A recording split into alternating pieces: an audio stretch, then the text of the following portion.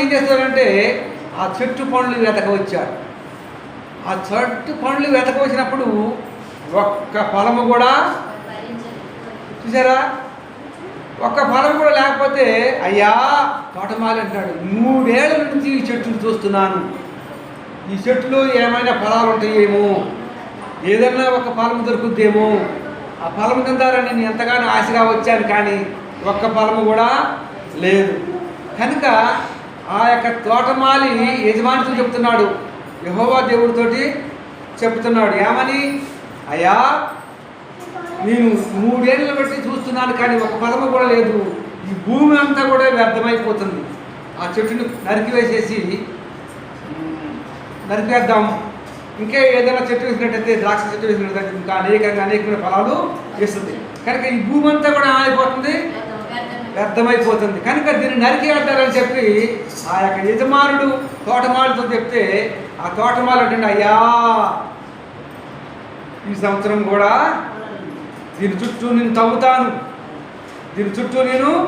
తవ్వుతాను, ఎరువు వేస్తాను, నీళ్లు పోస్తాను, ఫలించినా సరే, ఫలించకపోతే నరికేయండి అయ్యా అని చెప్పి సెలవిచ్చినట్టుగా చూస్తున్నాం. దేవుడికి స్తోత్రం. చూసారా, ఇక్కడ ఆ యొక్క అంజూరపు చెట్టుని చూసినట్టయితే దానికి పండ్లు వెతకొచ్చినప్పుడు ఒక్కటి కూడా లేదు. కనుక ఈ లోకంలో మనకి ఫలాలు ఇచ్చే చెట్టు లేకపోయినట్టే దాన్ని ఏం చేస్తాం మనం దాన్ని. కానీ ఆ తోటమాలి ఎవరో కాదు, నేను ప్రకటించే ప్రభు అయిన యేసుక్రీస్తు. ఆ యజమానుడు ఎవరో కాదు, తండ్రి అయిన యెహోవా దేవుడు. దేవునికి స్తోత్రం.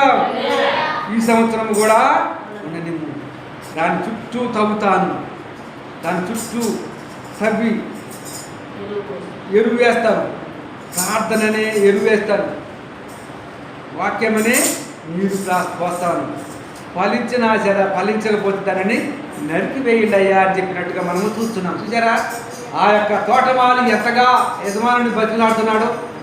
ఆ చెట్టు ఎవరో కాదు, మనమే. ఆ చెట్టు ఎవరో కాదు, మనం ఫలించాలని. ఏ ఫలము, అక్కడ ఫలాలు ఏంటయ్యా అంటే ప్రేమ, సంతోషము, సమాధానము, దీర్ఘశాంతము, దయాలత్వము, సాత్వికము, ఆశా నిగ్రహము. ఈ 7 ఫలాల్లో ఏ ఒక్క ఫలం పడినా కూడా దేవుడు సంతోషించేవాడు. దేవునికి స్తోత్రం. లోక సంబంధంగా ఈ ఫలాలు అన్నమాట దేవునికి స్తోత్రం. కనుక ఈ ఫలాలు ఫలించాలని ఆ యొక్క ప్రభు ఎంతగానో ఎదురు చూస్తున్నాడు, కానీ ఫలాలు ఇవ్వటలేదు. కనుక ఈ సంవత్సరం కూడా ఉండనిమ్ము, ప్రార్థననే ఎరువు వేస్తాను, వాక్యమనే నీరుని పెడతాను, ఫలించకపోతే నరికేయండి అయ్యా అని చెప్పి యజమానుడితో చెప్పినట్టుగా మనము చూస్తున్నాము. దేవునికి స్తోత్రం. ద్వితీయోపదేశకాండము 11వ అధ్యాయం 12వ చూసినట్లయితే, సంవత్సరాది మొదలుకొని సంవత్సరాంతం వరకు దేవుని కన్నులు దాని మీద ఉన్నాయి. దేవునికి స్తోత్రం. సంవత్సరాది మొదలుకొని సంవత్సరాంతం వరకు ఆ యొక్క చెట్టు మీద కన్నులు, దేవుని యొక్క కన్నులు ఉన్నాయట. దేవునికి స్తోత్రం.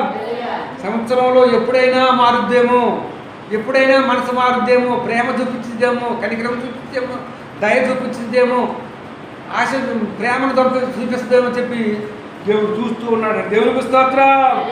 దేవునికి స్తోత్రం. ద్వితీయోపదేశ కాండము 6వ అధ్యాయము 12వ చూసినట్లయితే, జాగ్రత్త పడము. తల్లిదండ్రులు పిల్లలకు హాస్టల్కి కానీ, స్కూల్కి కానీ, ఇంకో విద్యారంగానికి, ఉన్నతమైన చదువులకు పంపించేటప్పుడు ఏం చెప్తున్నారు వాళ్ళకి, నాయనా నువ్వు జాగ్రత్తగా వెళ్ళు, జాగ్రత్తగా చదువుకో, నువ్వు అటు ఇటు తిరగొద్దు, అల్లరి చిల్లరగా తిరగొద్దు అంటాడు. దేవునికి స్తోత్రం. కనుక అల్లరి చిల్లరగా తిరగడం వల్ల ఏమవుతుంది, చదువు ఏమవుతుంది, బదనమైపోతుంది. దేవునికి స్తోత్రం. మన ప్రభువు కూడా అలాగనే చెప్తున్నాడు, జాగ్రత్తగా మీరు వెతుకుతున్నాను ఆయన. అయినప్పటికీ ఒక ఫలం